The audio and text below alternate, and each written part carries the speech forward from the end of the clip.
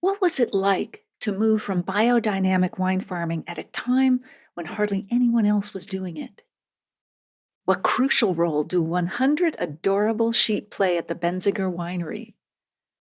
How do biodynamic preparations that might seem a bit woo actually benefit the vineyard? And what are the benefits of biodynamic farming practices for vine health and wine quality? In today's episode, you'll hear the stories and tips that answer those questions in our chat with Chris Benziger, winemaker with the Benziger Family Wines in Sonoma, California. By the end of our conversation, you'll also discover how Chris's grandfather transformed his alcohol importing business during Prohibition. Did you hear my little quote fingers there? It's a great story. How the historic Benziger Family Winery got started, what Chris loves about the Benziger family property and its fascinating history, how the lasagna-layered geology of the area influences Benziger wines, the challenges the Benziger family faced during their first harvest at the new winery. That was just wild. I loved the details of that story.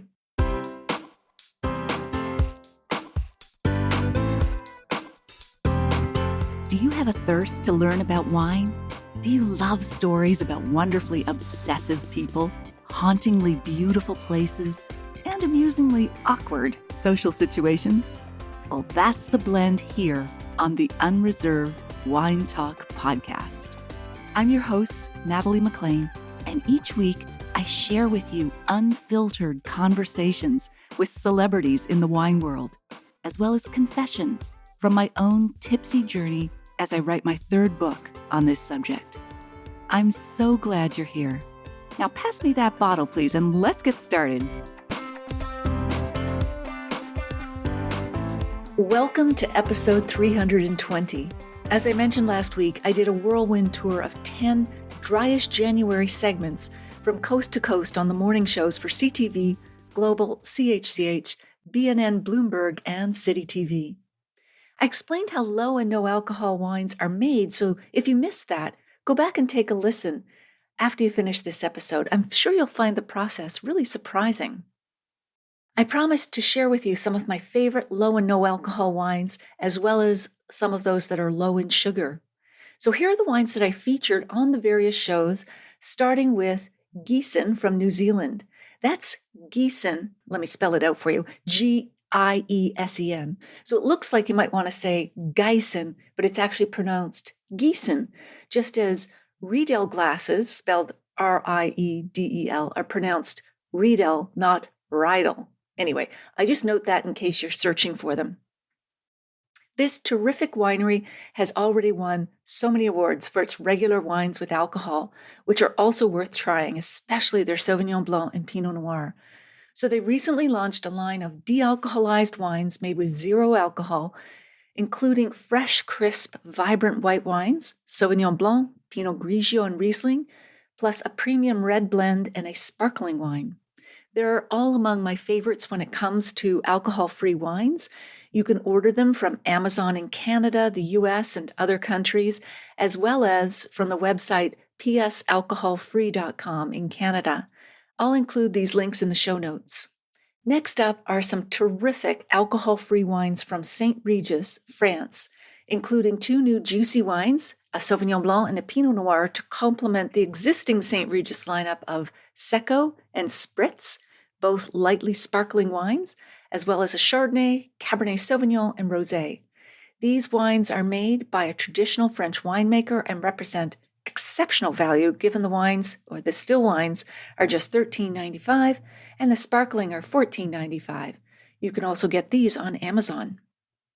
In the category of low alcohol wines, I have a variety of choices that are available in liquor and grocery stores, as well as online from the producers, though not from Amazon given their alcohol content. First, we have Kim Crawford Illuminate Sauvignon Blanc with only 7% alcohol. It still has all those juicy citrus and tropical fruit flavors that you love in the classic Sauvignon Blanc. They wake up your taste buds and make them do a happy dance. The Illuminate Rosé is bursting with notes of watermelon and field berries that will bring back summer, even on a cold January day. They're so juicy, in fact, that they'd make even carrot sticks taste good. Though I'd pair them with a delicate pan-seared, herb-crusted halibut, served with steamed asparagus tips and a light lemon caper sauce that enhances the wine's crisp acidity. For red wine lovers, there's Meiomi Bright's new Pinot Noir that has just 8% alcohol and has the same rich, vibrant flavors of strawberry jam and toasty mocha as does their classic Pinot Noir. I'd pair this one with a cedar-planked wild salmon with a maple miso glaze, accompanied by roasted fingerling potatoes and grilled vegetables, all kissed with a touch of smoke. Poof! The light and lively XOXO Pinot Grigio Light brings fresh-picked peach, say that quickly 10 times, and nectarine aromas to your glass. It has only 8% alcohol, and it's so balanced, it could teach a yoga class. Whew. This would be divine with a Mediterranean grilled vegetable dish with quinoa, topped with crumbled feta, fresh mint, and a light lemony vinaigrette that makes every bite sing with flavor. The XOX Pinot Grigio Light comes in a regular 750ml bottle as well as a 4-liter box for party night light, I guess. XOX also has a blend of Pinot Grigio and Chardonnay, Rosé, Pinot Noir, Cabernet, a sparkling blend of Pinot Grigio and Chardonnay, as well as a Pinot Grigio Sangria and a red Sangria. The Peller Estates Pinot Grigio Light has melon and pink grapefruit aromas that leap from the glass. Even though it's just 8% alcohol, I'd pair it with a delicate lemon herb roasted chicken breast served on a bed of ancient grains with roasted butternut squash and sage, finished with a light white wine reduction sauce. I am getting very hungry and thirsty. Are you? Then the Peller Estates Cabernet Sauvignon offers an enticing bouquet of black cherry and plums. I'd pair this with a spice-rubbed grilled portobello mushroom cap topped with goat cheese and fresh herbs, served with a quinoa kale salad dressed in a light balsamic vinaigrette. Of course, you can also get the regular Peller Estates Pinot Grigio and Cabernet, along with a wide range of other wines and grapes. If you're looking for low-sugar options, try the Honest Lot Cabernet Sauvignon. It's a revelation with 0 grams of sugar per serving, but it's still packed with dark fruit flavors. Any wine under 5 grams of sugar per liter is considered extra dry. More info on that is in the previous episode. So while the liquor store listing may say 2 or 3 grams per liter, when it comes to a serving or a glass of wine, it can contain up to 0.49 grams of sugar per 3/4 cup or 188 ml, that's a serving. The sugar content is rounded down to 0 grams per the Canadian food regulations, and everything, of course, is stated on the nutritional fact panel on the back label of the wines. I'd pair this wine with a seared steak crusted with pink peppercorns, say that one 10 times too, served alongside roasted rainbow carrots drizzled with honey and fresh thyme. Honest Lot also has a lovely Pinot Grigio, Sauvignon Blanc, and Rosé. I'll make some more recommendations with you next week. You can find all of my favorite low and no alcohol wines, spirits, beer, cocktails, and mixed drinks at nataliemaclean.com/low-no. I'll include this link in the show notes as well. I'll also be posting reviews of these wines and others on Instagram at Natalie McLean Wine. Connect with me there. I'd love to hear from you about your favorite low and no alcohol drinks. Speaking of delicious wines, 3 of you will win a bottle of the superb Benziger wines.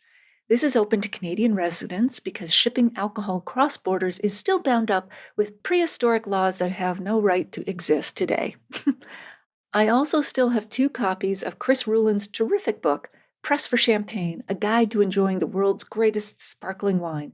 This is open to everyone, no matter where you live. All you have to do is email me and let me know you'd like to win. I'll choose 3 wine winners and 2 book winners randomly from those who contact me at natalie@nataliemaclean.com. In other bookish news, if you're reading the paperback or ebook or listening to the audiobook of my memoir, Wine Witch on Fire, Rising from the Ashes of Divorce, Defamation, and Drinking Too Much, I'd love to hear from you at natalie@nataliemaclean.com. I'd be happy to send you personally signed book plates for the copies you buy or give as gifts. I'll put a link in the show notes to all retailers worldwide at nataliemclean.com/320. The paperback usually arrives within a day or two of ordering, and the ebook and audiobook are instantly available. Okay, on with the show.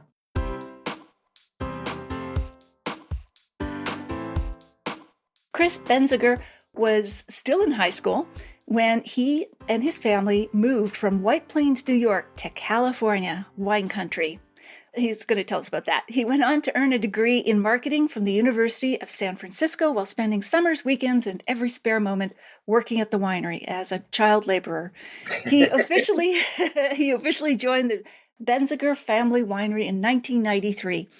Chris oversees the home ranch and is dedicated to the thriving biodynamic ecosystem of the estate, shepherding the Benziger flock of sheep, tending to the estate vegetables and fruit trees, and producing biodynamic preparations for his vineyards. Chris is hands-on. He likes to keep the soil from the vineyard in his nails. We'll get proof of that in a minute. Just kidding. Hey, Chris, welcome. It's so great to have you here with us. You're joining us from your home in Sonoma, if I understand correctly. In Glen Ellen, yes. Glen Ellen, there you go. It's Sonoma Valley. We're like the Sonoma trifecta. We're on Sonoma Mountain, in Sonoma Valley, in Sonoma County. Oh, wow. That's one of those nesting doll things. Yeah. Yes. Like the great. nesting dolls, Well, Great to see you, Natalie. Yeah, you too, Chris. And you have gotten a marvelous story. Now, let's talk about your grandfather first, because you have a long lineage of people in the booze business. He seemed like a real character. What did your grandfather do? Okay, so I come from a long line of boozy folks. My grandfather, Joseph, he was amazing. So he had a small importing company prior to Prohibition. And when Prohibition hit, he was like, I'm not going out of business. I got a family to feed. So he did, like a lot of people did, he kind of went underground. And he actually had this souped up tugboat, which is amazing. That seems like an oxymoron, a souped up tugboat. Yeah, I know, right? Right? It's kind of one of those things that didn't draw attention, but it went fast. I have an old picture of it. It doesn't look anything special, but it did the job. And he would go up into the Canadian Maritimes and load it up with whiskey. So our business depends on Canada. Oh, excellent. Puts it back down into the East River in New York City. Then they would put it onto fishing scows and sneak it into the speakeasies. Oh. So he did that. But I think it was on his fourth or fifth voyage, the Coast Guard got wise because there was competition. And another Joe Kennedy, was a bootlegger, and he was putting all the other guys out of business. So he ratted on my dad, and that was the end of the booze cruise. Oh, wow. Wow. Well, it could have been my relatives making that illegal whiskey for you. I'm from Nova Scotia, so I'm sure we're connected at some point way back. Wouldn't that be cool? Yeah. My ancestors were kicked off their lands in Scotland for sheep, and we'll get to sheep in a moment, another connection. Oh, yeah, they had their hand in the whiskey barrel for sure. That is great. Tell us about your family that you grew up in. It's quite large, yeah? Yeah, so I'm the youngest of 7. I have 19 nieces and nephews. Holy Nepotism run amok. And so after my father took over, brought back that importing company. So we always had French wines on our table, champagnes, maybe some cognacs. He was importing scotch as well. And then it was my oldest brother, Mike, who was super passionate about wine. And he opened up a small wine shop in New York. And this is in the early 70s. And then the first California winemakers were coming across. And he was tasting. It's like, God, this stuff is really good. And then he had this dream of like, why am I selling it? I want to make it. And he beat feet all the way out west. His compass was a little off. He ended up in Livermore and not Sonoma or Napa. But it didn't deter him. He got into a winery. He worked there, became the winemaker in 5 quick years, which you could do back then because the business was in its infancy. And then what he did, he came back home to New York, and he got us all sitting down at our Sunday dinner, probably 13 of us around the dinner table at that point. And he goes, I want to start a family winery in California, and I want you guys to run it with me. And we're like, I'm thinking it's like a Beach Boys movie or something. And my dad's sitting there sipping his scotch, and he goes, I like it. And we're thinking, all right, Pops is going to move out west in 5-10 years. In six short months, my family is picking up from the metropolis of New York City and shooting 3,000 miles to a very rustic Sonoma County they were still grazing cows on the central green in town. It was like That's the Beverly rustic. Hillbillies in Yeah, reverse. absolutely. It was so much fun. These knucklehead New Yorkers invading this quiet little cow town that it turned into the wine central. Oh my goodness. You were 14 or 15 at the time. What was that? That must have been kind of a culture shock for you.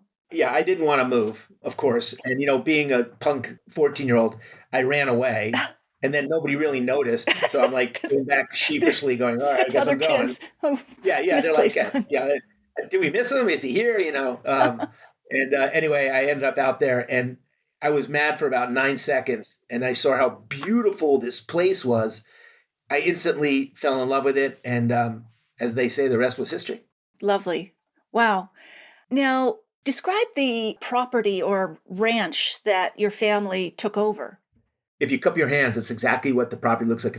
It's a little hanging valley on Sonoma Mountain. Sonoma Mountain is the major geological feature of southern Sonoma County. It's a volcano, an extinct one, we hope. It just pops up out of the valley floor, so it drives the weather in that area too. And we're halfway up in this volcano, so we have a 360-degree exposure to the sun, and it's this beautiful. The views on this property are just spectacular because you're in this beautiful bowl. And it's very warm there. Its microclimate is quite warm, so we grow very nice Bordeaux varieties on this place. But when you come down the driveway, it's almost like a curtain is pulled back and the property just presents itself. And it's got the best vibe to it. You always feel when you pull on that property that all your stress is gone and you just feel so in tune with nature. Sounds like a pastoral, idyllic scene. It is. Yeah. That's a perfect word for it, a perfect word. And I invite all your listeners to please come and visit because everyone finds this place just miraculous. I'm already feeling more zen talking about it. It may be the tasting of the wine earlier today for me. Oh yeah? Now, the actual ranch you took over had been closed since, was it 1860s ranch and it was closed during Prohibition? 1860s. That's another crazy story. This was a working ranch settled in the 1860s. It was owned by this guy named Julius Wagner. He literally got it from the Spanish governor before California was a state. And he had a working ranch up there. People would come up there, but Prohibition hit them too. And they literally locked the front gate. And it was a ghost town for 55 years. And then we actually bought it from a doctor who bought it a few years earlier. And this doctor could have had his own sitcom because he was a very smart doctor, but he believed in the medicinal uses of marijuana. So he grew Cabernet grapes and marijuana right next to each other and made it into a wine called Cannabis Sauvignon. I'm not So making ahead this of his up. time. Oh my So God. ahead of his time. The That's locals just great. called it Sonoma Coma, but I love it. yeah. It's crazy. When he left, I don't know why he was like, had a temper tantrum or something, but he left dishes in the sink, food in the refrigerator, sheets on the bed, clothes in the closet. He just jumped in his car and took off, and we never saw him again. Wow. All sorts of antics. Oh my goodness. Yeah. This could be a TV show. Now, are you located, I'm not sure if this is the place or another area, but are you located right like on the San Andreas Fault? We're not technically, this ranch is on the San Andreas Fault, but I have two other vineyards that are. We're very, very close to it. We're actually on what's called the Rogers Creek Fault, which is an offshoot of that. But that is a major one of the reasons why the geology in our place is so fantastic, because that subduction zone is doing all this and pushing up. What is it? A subduction? Did you call it? It's called a subduction zone. Oh, I like that word. What does it mean? So you have one plate riding over the other. Okay. And that's why you have the Ring of Fire, the volcanoes from the Cascades, and then Sonoma Mountain and all that. It does these rollers, and what was on the bottom becomes up on the top and then rolls back. So you have these crazy geological blender, if you will. And the soils make it amazing. Like on our ranch, because it's a series of eruption, the basement is basalt. Then you have this beautiful red aggregate. Then you have this stuff called welded tufa, which is white as ash. And then breccia, which is that lava clinker rock you see in Hawaii. Bits of obsidian, and then it repeats itself. So when we dig pits, it looks like geological lasagna. The browns, the reds, the whites. It's I love just that. amazing. That was another one of the reasons why we wanted to get deeper roots, because every time the roots grow down and those different layers of minerals, they send out lateral root hairs, and those minerals go up into the grapes and give it that fingerprint of where it is, that magical word terroir. And it brings authenticity to the grapes and eventually to the wine. Oh, I love that. All the layers and the root hairs on each layer. Like I can visualize that. Yeah. So what happened during your first harvest there? Yeah. So this is a classic, almost Tom Sawyer-esque story here because we had tons of passion. We didn't know what we were doing. Our first employee was a contractor, so he could help us build a building. And then all my brothers and cousins, sisters, wives, we'd get up every morning. And my dad, being an ex-Marine, he'd go, all right, you guys, you're building the winery. You guys, you're planting grapes, or you guys are doing this. And then we'd go and attack what we were going to do. We thought we could build the winery in the summer and then crush grapes in the fall. And we were sorely mistaken on the timing. So when our first harvest happened, the winery wasn't fully built. It didn't even have a roof. We bought every extension cord we could because the electrical wasn't finished yet. We used car headlights to see at night. And the funniest part was we had ordered our stainless steel tanks, but they weren't delivered yet. And we didn't have a pad to put them on either. No tanks, that could be an issue. Yeah. That's an issue big time. So my dad used to work with this junkyard guy across the valley. And this dude was a character too. He was right out of Central Casting for Motorcycle Badass. He should have been in that show, Sons of Anarchy. He was huge, like 6'5", had this big, wild, bushy black hair he tied into a ponytail. He had the big beard. He wore the vest. He was a Hell's Angel, the denim, the boots. He was one tough hombre. But his name, I just love his name. His name was Barry Gold. It had to be. Barry Gold. Barry Gold, the motorcycle guy. Don't mess with Barry. Don't mess with Barry, right? And so my dad calls. He goes like, "Hey Barry, my kid screwed up, and we're not getting our stainless steel in time. You got stainless steel in that junkyard?" And Barry's like, "Sure, Bruno. What do you need?" And he goes, "I need 2,000-gallon tanks, but here's the kicker: we need it like right away. The grapes are coming in, and we're in a panic." And Barry goes, "Yeah, I'll get it there first thing tomorrow morning." Hangs up the phone. We're like, "Geez, Barry's got everything up in that junkyard of his." The next morning, our driveway it's a long drive. It's just shy of a quarter mile, and it's super dusty back then. We had not paved it. We didn't have the money. And these two tow trucks come rumbling down the driveway, billowing dust. And we're like, God, what has Barry got? And as they pull in front of the construction site, the dust settles and I see the gleam of stainless steel. But then I see like a flash dance model leaning back in a chair with milk splashing on her. And the early Got Milk campaign was just getting started. We're like, what? And Barry climbs out. The milk is dripping from the drain plug. He had supposedly went to a dairy guy that owed him money and said, "I'm taking that tanker truck. I'm taking that tanker truck," and hooked him up and drove him up. So our first wine tanks were stolen milk trucks. It just drained all the milk. We didn't know at the time, but beggars can't be choosy. Sure, absolutely. So that's obviously, I'm sure you've heard this before, but that's why your Chardonnays are so creamy and rich. Yeah. Dun, dun, dun. So the other crazy part is there was no Marvin Shanken with the Wine Spectator. There's no Robert Parker. There was none of that wine press that there is today. Back then, you entered it into the county fair, right? Very Americana, very hokey, but it was legitimate because it was winemakers judging wine. So after like the apple pies and the pig and cow judging, they had this fantastic wine judging. And we entered our wine, 3 of them at the time. We won the top honors. We won the sweepstakes. And it was the best PR ever. These knucklehead New Yorkers with a stolen milk truck makes this award-winning wine. And you come out on top in the local county fair. Oh my goodness. It did teach us a valuable lesson that the most important thing is obviously not the shiny tanks, but it's the family passion. And what's cool about that is we still have that same passion, but a whole nother generation. Sure. And new tanks to boot. And real tanks too. They don't have wheels on them.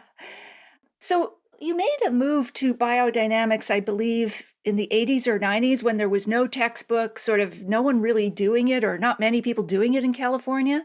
Is that correct? Yeah, we were very much pioneers in this one.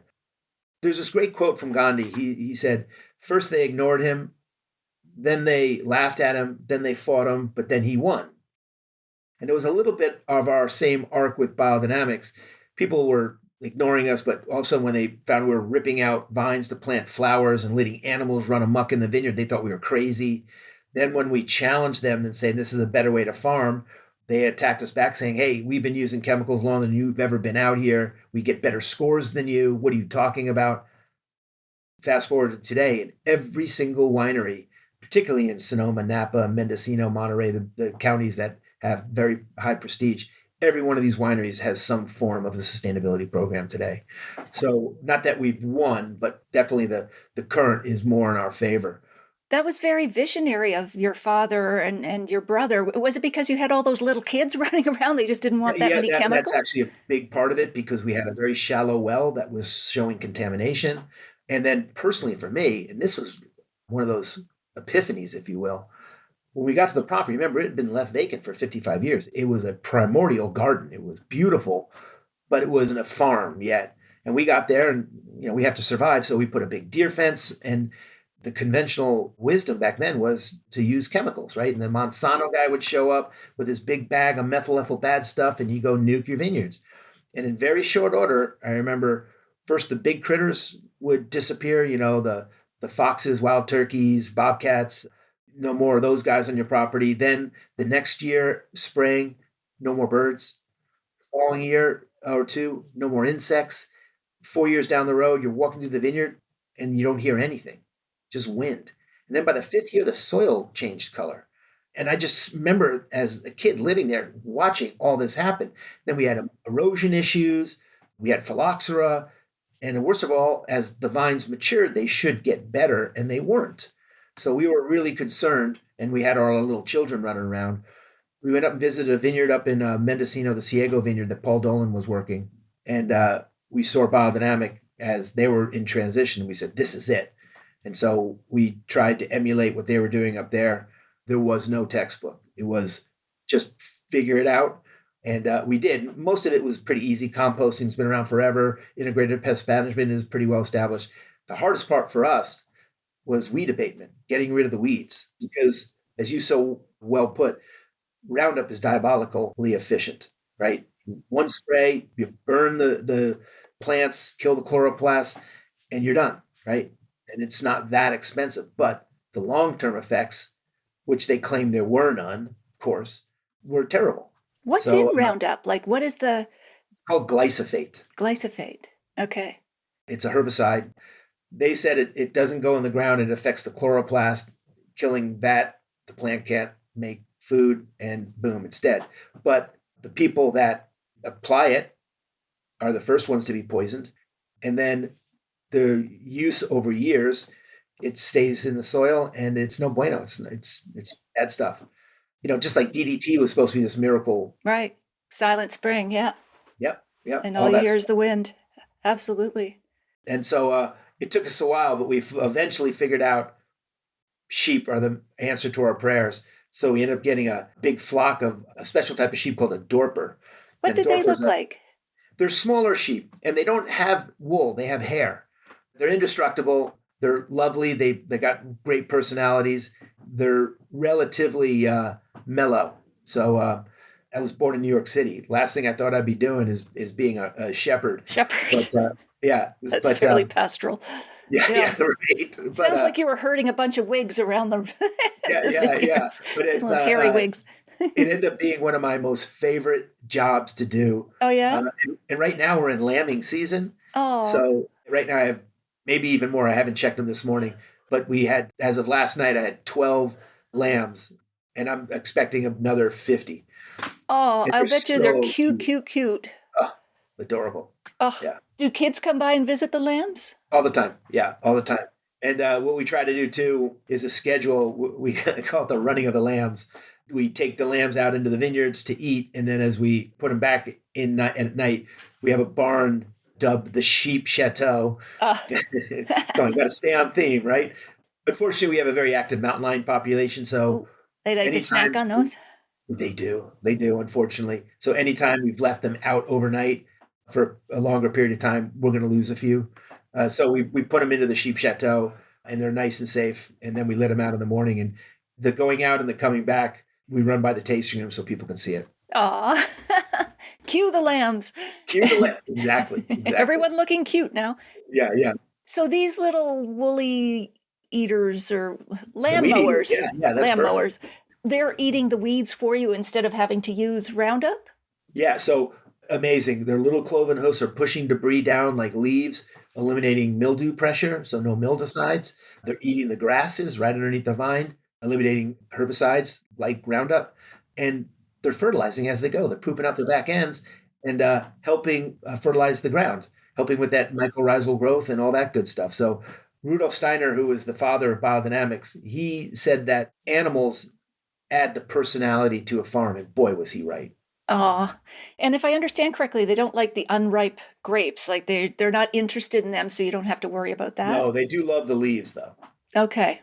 And they're not goats. Goats eat up, sheep eat down, but they will jump on the back of a fellow sheep to get up to plants. And the most dangerous time is bud break. So we got to get them out of the vineyard at bud break because they love those little buds. They're, Yeah, they're it's tender. yeah, it's like eating, jelly beans for them or something. So we gotta watch there. So they're in the vineyards for about 5 months, and then we move them to paddocks around the area so they don't do too much damage in the vineyard. Right, and they must get moved out because you're getting 50, 60 new lambs. It must be sort of like the circle of life. I don't know. It is, it's a farm. We have to pull out the males, we keep the females, and then it's the constant thing. You move some young females in, some of the older females get retired, and the cycle of life goes on. I guess you don't name them in that case. They're Or all do you? named Snowball, the lambs. Snowball. I love it. So if one snowball goes missing, there's another snowball right around the corner. Aw, that's so cute. And what are you doing with the Scottish Highlands cattle? Oh, yeah, those guys are my favorites. Yeah, the hairy coos. So here's a funny thing, Natalie. We got those guys first to do the grazing, right? Thinking, biodynamics is big into cow horns and how cool would have a herd of Scottish Highlanders. So we did. We got a big herd of 12 Scottish Highlanders with a bull named Chewy who was 1 ton of fun. And in short order, they almost destroyed the vineyard we put them in because they're gigantic and they would scratch up against the fence posts and break those. Chewy literally, like a forklift, got under a vine to eat and then picked his head up, and the vine just boop, popped out of the ground. We're like, oh my God. And he didn't care. They would trample the fence down. And twice I had to cowboy him up from the town. I got a call from a sheriff at 3 o'clock in the morning once. Hey, come get your cows, Chris. The neighbors got a lot of entertainment out of it. Yeah, I'm sure. They didn't have to take care of Chewy. But they're used for their manure. Yeah. Okay. So you graze them somewhere else and then use the manure. Yeah, and we use the manure, 1 for composting and 2 for the horns. Okay, right. For the biodynamic preparations. Preparations, exactly. Yeah, and just a moment on those. Like some people think it might be a bit woo, but Yeah, it's a little voodoo in the vineyard. Sure, I can see how people would think that. yeah, but you are having to pay closer attention to the vineyard, which I think has to be a good thing. Whether you believe in moon cycles or not, like it's more attention. You're hands on everything. And even though it sounds nuts, what you're putting cow poop in a horn and burying in the ground, what we're basically making is a plant probiotic. Okay. So that manure is attraction to these microorganisms in the soil, and they're just small enough where they can fit through. A cow horn is like a sieve of I guess it's keratin, the stuff that your fingernails are made out of. And we get a cow that's calf, so it's stretched. So these little organisms can slip through this fibrous cow horn, and they eat that green gloppy cow poop, and they turn it into a beautiful humus. So after 6 short months, we take it out, and it's this beautiful, almost chocolate covered humus. Then we put that in an earthen jar, and then we'll eventually put that into warm water and make a tea. And then we'll take that tea, usually doing a root flush. It happened about a month ago. And then we drench the soil in the vineyard, and it goes down and kind of feeds the roots at the last minute so they could push deeper into the soil and maybe get to another layer of that lasagna. Huh. Fascinating. So when you say it like that, then it kind of sounds, right? But like people get Miracle Grow, this blue goo, and they don't think twice about putting that in their plants. And when something that's all natural, they're like, huh, what's this? But this stuff is unbelievably healthy for the plants. And it totally makes sense. We're told as people now, get your fermented foods. That's the natural probiotic, whether it's kimchi, kombucha, yogurt, whatever. Yeah, yeah. Michael Totally Pollan makes has sense. that great book Cooked, where the biodynamics we talk about, earth, water, fire. He breaks his whole book up into those 4 chapters. It's amazing. Yeah, Yeah, you equate the 4 elements with the 4 fingerprints or influences of the vineyard. exactly. Yeah, Yeah, what are the 4 100%. influences and how do they line up with those 4 elements? Yeah, yeah. You have fire, water, earth, and air. There. Yeah, Okay. yeah. And each one of them, the fire is the sun, the earth is the vineyard, air is the seasons, water is the plant. Okay. Is there a 5th element? That's the omega when everything comes together, and Oh, that all would be right. the one. Holy synthesis, yes. Yeah, yeah. There you go. That's great. Let's talk about insects while we're still in our little menagerie here. You cultivate gardens to attract good bugs to eat the bad bugs? Is that what you're doing? Yeah. So imagine, right? We have this monoculture of just grapevines, right? We put Mm. this chemical bubble over our vineyard, and unfortunately, that's how most agriculture is done today, right? You just kill everything and then just farm that monoculture, and that's whether it's grapevines or lettuce or whatever. So what we did is pop that bubble, right? Instead of Mm-hmm. pushing nature out, we allow nature in. That's why my wine is called Running Wild, because that's what we do. We let nature run wild. Huh. And the first thing we do is we grow these big, we call them insectaries. These big, they're almost an acre, acre and a half gardens situated strategically in a vineyard. And then we connect these gardens with what we call habitat highways. So we're putting a web of biodiversity over the monoculture vineyard. Hmm. So now when the plants are flying, the insects are flying through, they see these gardens and they're like, whoa. They think this is like they're going to the Mardi Gras and Tinder at the same time. That's great. And so what they do is they eat and propagate, and then they fly out and eat other insects out there. I'm sorry, my dog is barking. Oh, no worries. It's all part of the Yeah, animal life that you've got going on there. the show. She's a good guard dog, although obnoxious right now. Just doing her job. But anyway, this web of life. So these insects go out there, instead of eating the plant, they eat each other. Wow. Okay. And how do you get them to travel along the habitat highway? They'll smell something else? They do it themselves. They do it themselves. But that's why it takes a long time to do it. It took us almost 7 years to get established. So it's a slow process. And it's not just insects, it's birds too, and other critters. You want to get that diversity back in. Right. Right. Wow. And so now you can start to heal the property. You get rid of the insects. Now, here's what's happened. In conventional farming, you're watering and feeding the plant from the top. So the plant wants to go down, but it's like, wait a minute. It's like DoorDash. You're delivering everything right there. So it stays at the surface. So you end up getting this very shallow, anemic root system at the surface because it's being fed. So we got to do is like, hey, you got to go earn a living. So we cut that off. We don't water it. We don't fertilize it. And now the roots do what they want to do and go down into those different layers, find their own sources of moisture and nutrition. And that's how we get a better, more terroir-driven wine. Absolutely. Almost like they were heroin addicts or something. Yeah, You had to 100%. get them off the drugs. Similar to that. It's like eating a Red Bull and a Hershey bar every day. It's like not healthy at all.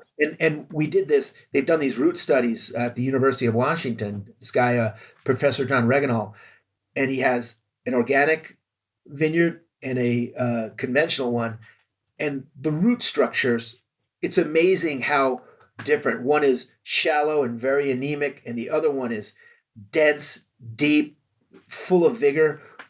But the crazy part, when you look at the top, they look the same. Oh, wow.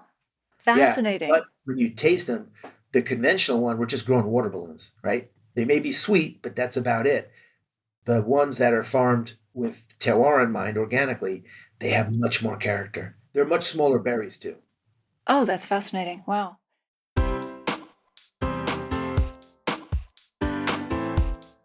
Well, there you have it. I hope you enjoyed our chat with Chris. Here are my takeaways. Number 1, what was it like to move to biodynamic wine farming at a time when hardly anyone else was doing it? As Chris notes, the Benzigers were biodynamic pioneers in California. He quotes Gandhi, which I love. First they ignored him, then they laughed at him, And they fought him, and then he won. And it was like that with their adoption of biodynamics. As Chris says, when people found out they were ripping out vines to plant flowers and letting animals run amok in the vineyard, they thought we were crazy. Then we challenged them and said, this is a better way to farm. They countered, saying, hey, we've been using chemicals longer than you've been out there. We get better scores than you do. What are you talking about? But fast forward to today, and every single winery, particularly in Sonoma, Napa, Mendocino, Monterey, and other counties that have very high prestige when it comes to wine, every one of the wineries has some sort of sustainability program today. Number 2, what crucial role do 100 adorable sheep play at the Benziger Winery?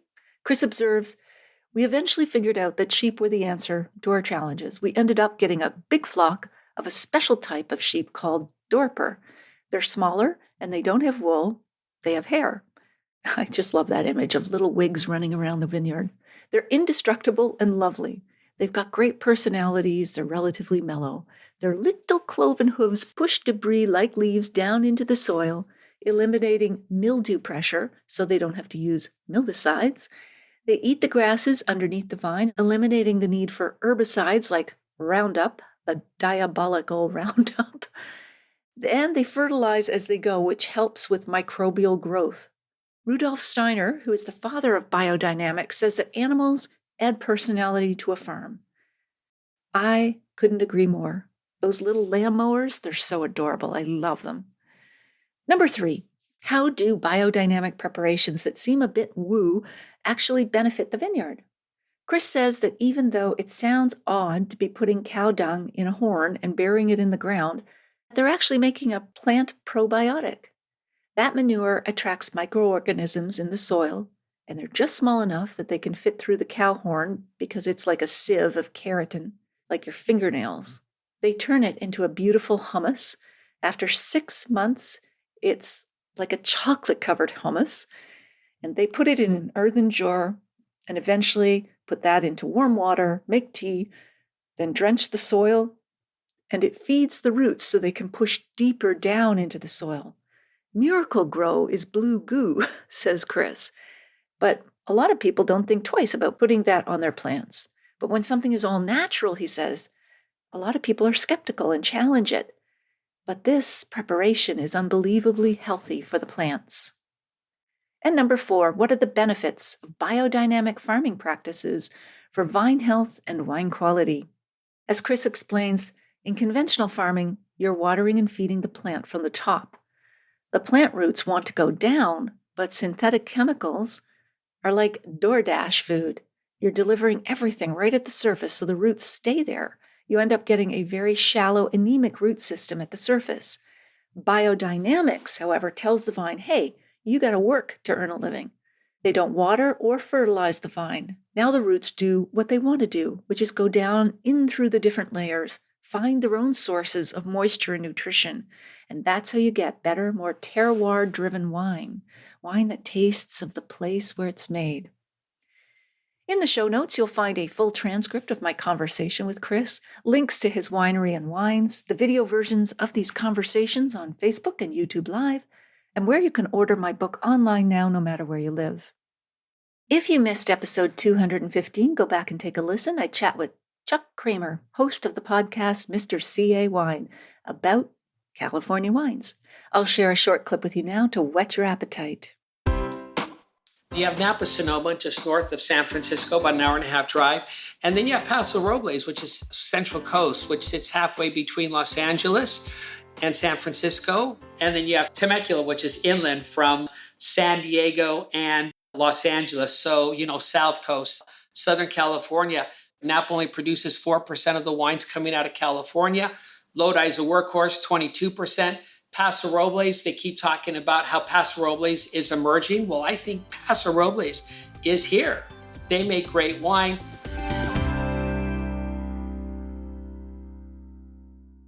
You won't want to miss next week when we continue our chat with Chris Benziger. If you liked this episode or learned even one thing from it, please email or tell a friend about the podcast this week, especially someone you know who'd be interested in learning more about California wines, particularly those from the cool climate of Sonoma, like the Benzigers. It's easy to find my podcast. Just tell them to search for Natalie McLean Wine on Apple Podcasts, Spotify, their favorite podcast app, or they can listen to the show on my website at nataliemclean.com/podcast. Email me if you have a sip, tip, question, or if you'd like to win one of 3 bottles of Benziger wines, one of 2 copies of Chris's book, or if you've read my book or are listening to it. I'd love to hear your thoughts about this episode. Were you surprised about what it takes to farm biodynamically? Have you tried biodynamic wines? Email me at natalie@nataliemclean.com. In the show notes, you'll also find a link to take a free online food and wine pairing class with me called The 5 Wine and Food Pairing Mistakes That Can Ruin Your Dinner and How to Fix Them Forever at nataliemclean.com/class. And that, my friend, is all in the show notes at nataliemclean.com/320. Thank you for taking the time to join me here. I hope something great is in your glass this week. Perhaps a delicious Benziger Chardonnay or Cabernet.